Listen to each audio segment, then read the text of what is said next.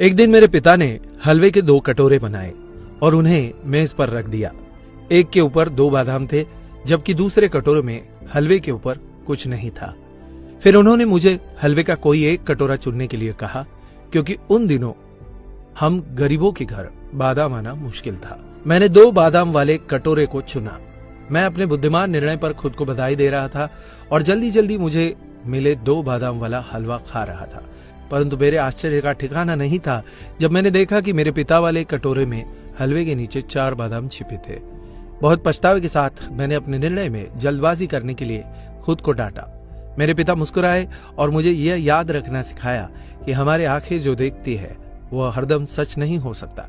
उन्होंने कहा कि यदि हम स्वार्थ की आदत को अपनी आदत बना लेंगे तो हम जीत कर भी हार जाएंगे। अगले दिन मेरे पिता ने फिर से हलवे के 2 कटोरे पकाए और टेबल पर रखे। एक कटोरे के शीर्ष पर 2 बादाम और दूसरा कटोरा जिसके ऊपर कोई बादाम नहीं था। फिर से उन्होंने मुझे अपने लिए एक कटोरा चुनने के लिए कहा।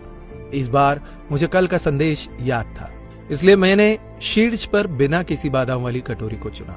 परंतु मेरे आश्चर्य करने के लिए इस बार इस कटोरी के नीचे एक भी बादाम नहीं छिपा था। फिर से मेरे पिता ने मुस्कुराते हुए मुझसे कहा, मेरे बच्चे, हमें हमेशा अनुभवों पर भरोसा नहीं करना चाहिए, क्योंकि कभी कभी जीवन हमें धोखा देता है या हम पर चालें खेल सकता है।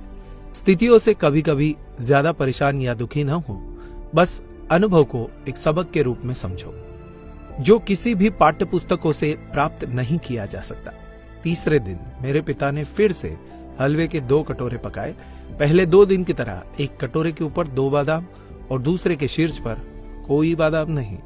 मुझे उस कटोरे को चुनने के लिए कहा जो मुझे चाहिए था, लेकिन इस बार मैंने अपने पिता से कहा, पिताजी पहले आप चुने, आप परिवार के मुखिया हैं और आप परिवार में सबसे ज्यादा योगदान देते हैं।